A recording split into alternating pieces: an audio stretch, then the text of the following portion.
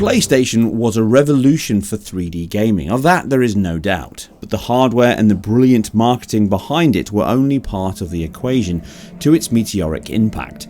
Check out my Wipeout retrospective from a few years ago to refresh or understand it more. No, games were the biggest part, and Sony did a great deal of work to capture developers early on and secure exclusives for it. From Metal Gear, Silent Hill, Final Fantasy and many more still resonate PlayStation, even though they were third-party games.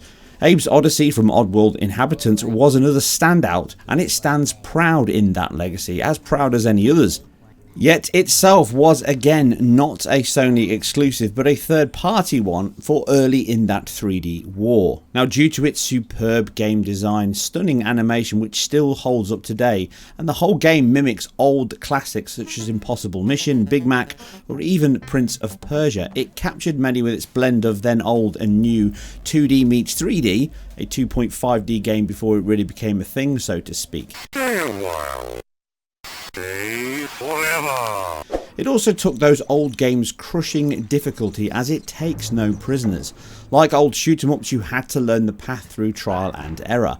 One reason it stood out though was Lorne Lanning's visual effects background drove the CGI visuals and pre-rendered backdrops and characters into the game.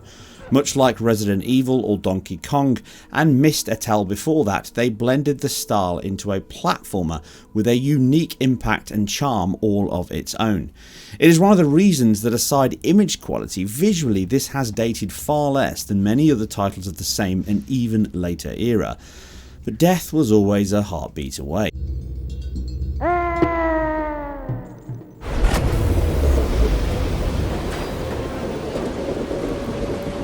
Hard to believe, but 24 years have passed since the 1997 release, but now Abe returns with a brand new of sorts adventure, which is actually a remake of the second game, Exodus. But this is an entirely new gameplay hook which feels a perfect mixture of old school action to bring us old timers back in, yet enough new areas to feel something fresh for everyone.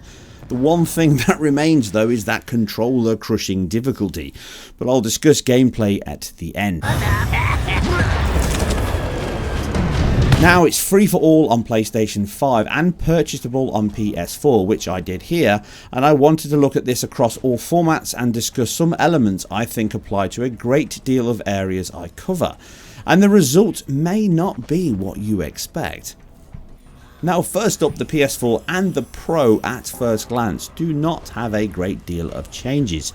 Both run at a locked 1920 by 1080p and both target 30 FPS frame rates. The PS5 does improve this a great deal with a 77% increase in pixel counts to an again fixed 2560 by 1440 output, but now targets 60 FPS.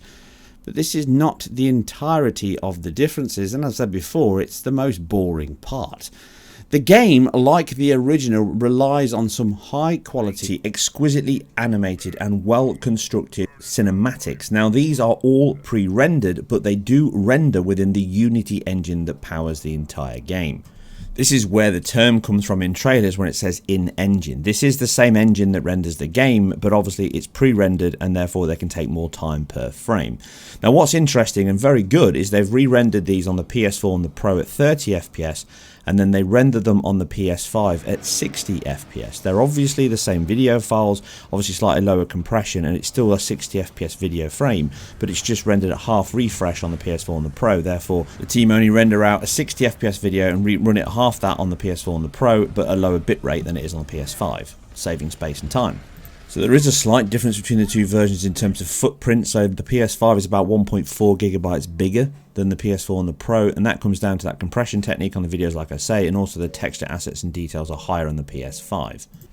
Now, with Unity, there is an element of balance you need to work on memory. Now, memory is the biggest problem I've talked about in games for years and years and years. You've heard me wax lyrical about it, but memory is a big performance impact. It's a big performance and it's a big challenge for all developers. But like Java, Unity has incremental garbage collection, so it's a black box solution, an API that handles that for you. The downside of that is it can do things, and it needs to do things when it needs to do them. So when you hit these checkpoints there and it stutters, you get these delays into 260 milliseconds at some points on the PS4 and the Pro. Because these checkpoints also include a state model, i.e. where enemies were, what state they were in, who you'd saved, who had died, it's a lot of work at this point. And fundamentally what it's trying to do is keep memory as contiguous as possible, so keep everything in order. If not, it has to null references, change address pointers, or just move data around to make it easy to reuse again and keep that space available to the game. And in addition, it has to make a write to the hard drive all in this space of time so that when you die or just quit and come back, you go back to the same state. So you get these judders and stutters on every version, including the PS5, but like I say, the improvement is around 5-6 times better just by going to the new hardware. 266 milliseconds is the worst point. It never goes above 50 milliseconds on the PS5, so that's a huge advantage. But on top of that, you've got general performance issues. So the PS4 can stutter. Here's a good example, dropping right down to 20 FPS because of a double buffered frame rate as it's loading data in and then moving through the title. And you saw some points earlier where it's definitely GPU bound. But you can see a good example here of the PS4 on the Pro in a heavily GPU bound section later on at the factory. Very dense geometry, alpha geometry, volumetric fog or sprite fog there, and then again when you walk out into this long view it impacts. You get those stutters there because the Pro's saving and the PS4 doesn't, but other than that the Pro is 30 FPS locked and the PS4 can go down to sub 25 FPS. And this section is consistent. You can keep it locked 30 on the Pro and it will dip heavily on the PS4, and as you go back again and walk back the same view, that viewpoint change reduces the load on the GPU because it's culling things that are not in view, and therefore it doesn't impact it quite as much. That same section now is just 30 FPS. But turn around and go back again and it again just drops right down to 23 or 24 FPS. So these are the heavy GPU sections and where they've made cutbacks on the PS4 and why the Pro is still 1080p. But in addition to this, they've made other sacrifices. You can see examples here going from the PS5 to the Pro. So the texture quality of the assets, the overall materials are much higher quality on the PS5. That 1 GB, like I say, circa is being used there. And then on top of that, the resolution is higher. But then you go to the Pro and you can see that it's the same. Shadow quality is reduced, text quality is reduced, but overall it's a lower resolution of the same game. The PS4 has other sacrifices. You can see that lighting is different, light maps are reduced, looks like light sources are reduced, ambient occlusion is cut back, the culling in the view model is different, and it's hard to spot, but it's definitely there. You can see it side by side. You can see the reduction in ambient occlusion on the PS4 to the PS4 Pros. I've circled it. And overall, the light map reduction, the ambience is different, the lighting is different, the construction of the scene looks flatter than it does on the PS4 Pro and the PS5. Look at the objects, the bricks, the underneath. Look at the grass as we come around the corner here, the flat looking grass, that moss that hangs over the edge. Look at it on the PS4 and look at it on the PS4 Pro. It's a different tone, a different colour. And these are all these subtle touches you can see. And again, later on, you'll see the brickwork as I zoom in.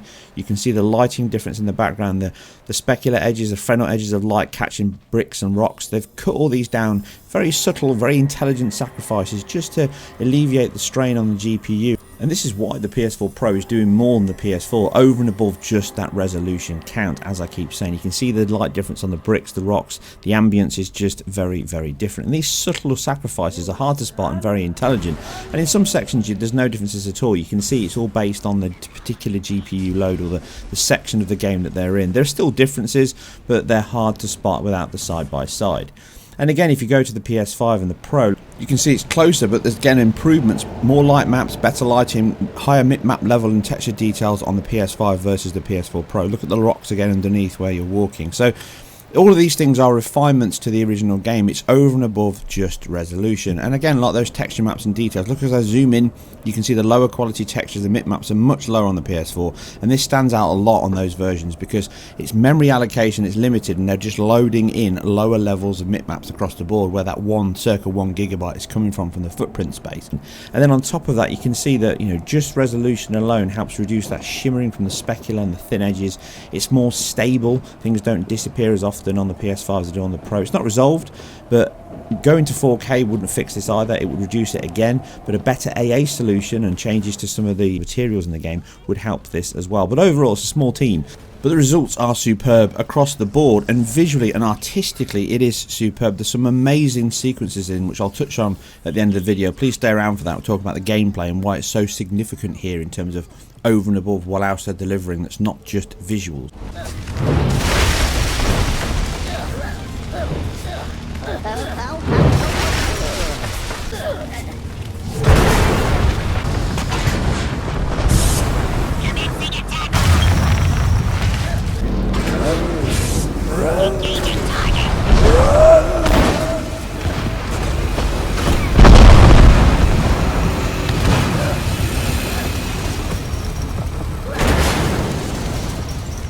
So performance on the Pro is great. They made all the right choices in terms of keeping all the dips that you saw before on the PS4 don't happen on the Pro, showing that they're GPU bound issues, or if they were CPU bound, they're no longer affecting it at that 33% increase. And it holds on to 30 FPS nearly all the time, aside those save stutters like I mentioned. So it's all the right choices. And then moving over to the PS5, it's significantly improved because of that 60 FPS refresh rate. That helps input times, it helps control, and it helps fluidity of the title. And it feels and looks much better, not only because it's at a higher resolution, all the other things I've just mentioned, but also that temporal resolution is twice the amount, over and above just that 1080 versus 1440p, because it's rendering every frame twice as fast. But what it demonstrates is the cost of that I/O that Mark Cerny mentioned. I detailed in my previous videos a couple of years ago in terms of the I/O and the hard drive and the reading and writing and everything else that goes on with memory allocation. It's a huge performance cost and impact to games overall, and by going to this newer hardware, and they're probably not even utilizing it fully, they're still getting huge strides, 5-6 times improvement on that one area. Outside of that, generally it's been balanced well to use the GPU and the CPU to hold 60 FPS and run it at the higher refresh rate, but the I/O improvements they're still there. There's still issues, obviously. You can't inherently remove everything at this point unless you completely rewrite the entire engine. There are limitations. And yet here we are with a significantly improved performance level on the newer hardware, with probably not significant changes to the underlying engine construction. And that is exactly what new hardware brings, and I'm interested to see how it pans out. So overall, the performance is excellent on the PS5 with the issues of stuttering. It's great on the PS4 Pro with stuttering. The PS4 itself, yeah, it's not bad, but there are points where it can be bad. Certainly later in the game, some heavier points that can cause consistent dips in that GPU load, but generally it's not a terrible performing game, but it does have bad points. Don't think this is like it all the time, but it's a tough game to play. There's a few bugs and glitches and issues. There's times where the AI can frustrate you by not getting into the cupboard sometimes. Sometimes you lose control of the enemies when you take control of the imp, you can't move around. And occasionally if you save at the wrong point, you can be stuck in like a constant death loop where you got to fight your way out, otherwise restart the level. So there's a couple of issues, but again, sometimes these are exacerbated by the frustration level in the title, but they're not really game breaking. And the last part on performance is loading. Obviously it's not the biggest advantage we've ever seen for the PS5 in terms of the speed it can load, but it's still 7.5 seconds, which doesn't sound that fast, but then you compare it to what it is on the PS4 and the Pro, and it can be upwards of 45 to 1 minute to load into a level. So it's a significant improvement again over what it is on the base consoles, and this is all coming basically from the hardware and the infrastructure, and it's not really any drastic changes to the engine itself.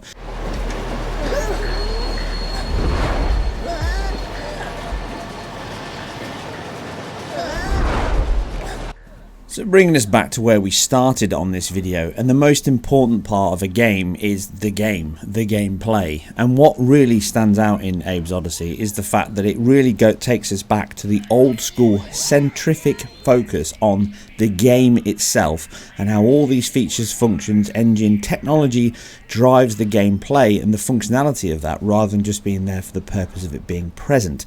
In some ways it's hard to imagine that the game on the left was released nearly 25 years ago compared to the game on the right. But things have moved on drastically in many areas, but not in all of them. Visually, Abe's Oddysee was an impressive title back then, and it used technology and effects to drive the gameplay. Pre-rendered backdrops, moving from video straight into gameplay, it used sprite scaling and other effects that really stood out in terms of driving the story and the gameplay. But the gameplay itself was always its core. That was its core hook. And in those 25 years, visuals may have improved significantly, but what hasn't changed significantly from that point is gameplay. And Abe's Oddysee really brings that back to the forefront in terms of understanding how well you can push technology to drive that. And that's exactly what this title does, much more than many large teams which continue to deliver the same element, the same gameplay, the same hook, the same loop as they always did. You take a gun, you take the enemy down, and you blow things up, and then occasionally you have a horrible stealth mission to go in between. Abe's Oddysee just takes me right back to the origins of games on the Commodore 64, the Spectrum, the Master System. Everything of those games is all about the passion of the gameplay. And here we see it again. The AI construction, the combat, the puzzles, the way everything intertwines with everything else. You learn these skills, you build up the element to craft, to steal, to hide, and then you add all those sections together, and it doesn't let you go mad. It controls you by not allowing you to take control of imps everywhere.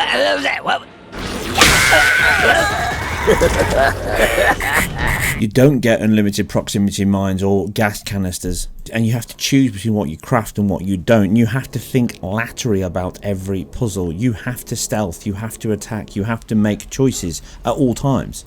And this is enforced by the physics in the game. So not only is the AI incredibly intelligent, but the physics works. So fluid hits walls you see here and it will drip onto the fire and then burn. That burner will propagate, it will burn through the liquid after a certain amount of time and go out. Or you can put it out manually using water or fire extinguishers. Fire will propagate across the level, it will burn through wood, things will collapse, it'll affect you. Enemies can shoot at you, you can force them to blow themselves up by shooting across this liquid, and so many other elements add that level of diversity in the title, which means your playthrough and my playthrough will be completely different. But more importantly, it means that you have agency in playing this title to get through it how you want, to finish the game how you want. And the core hook of saving each and every Mudokon, I guarantee you will restart checkpoints just to get 100%, and it drives you to go and find these things out, and that compulsion is something I haven't felt for a long time in games. But it's more than just that, it's also the enemies. Kill everyone, kill nobody, all of that is a cliche at this point, but this game really signifies that. And if you get annoyed, I guarantee you'll just control the imp and shoot everyone until they're all completely clear. Whenever you get the chance, it just feels so good to wipe them all out.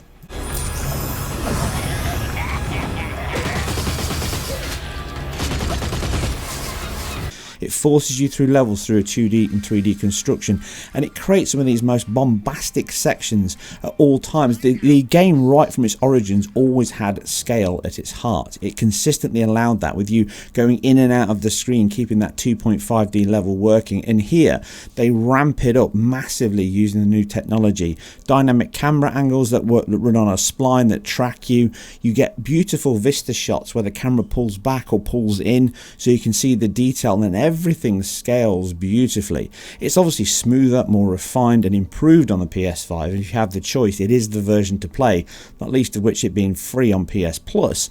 But it doesn't matter, you can play it on the PS4 warts and all, and it's still a superb game. And I guarantee you, if you have been playing games for a long period of time, then you will find this title absolutely refreshing in terms of a breath of fresh air, because it hits you with surprise after surprise. It carries a story that's got wit, humour and sadness all lavished into its storyline, and a typical Lorne Lanning story, it is story driven throughout. It's got some unskippable cutscenes and segments for the first time you play through, but you can skip them once you've played it at least once. And what's great is the humour and the dialogue all carries into the game. The actual New York accent that's used, that Brooklyn accent of the enemies in the game, when they find you or don't find you or hear the noise, it always makes you chuckle, and that again is just something that adds to the enjoyment of the game.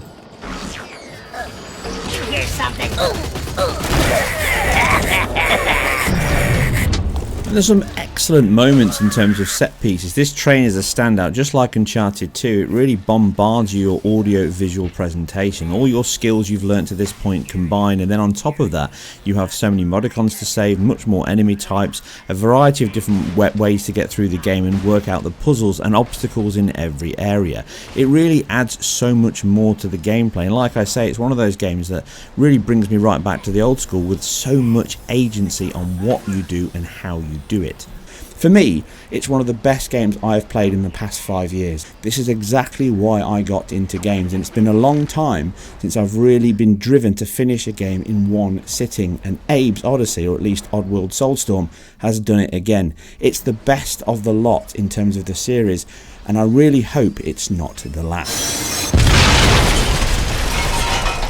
I hope you guys and girls enjoyed that video with that combination of technical analysis, gameplay analysis, and how the old game has moved forward with the new game. If you do like this, remember, please like, share and subscribe, because it really helps me get my numbers up and increase my reach, and I'll catch you on the train.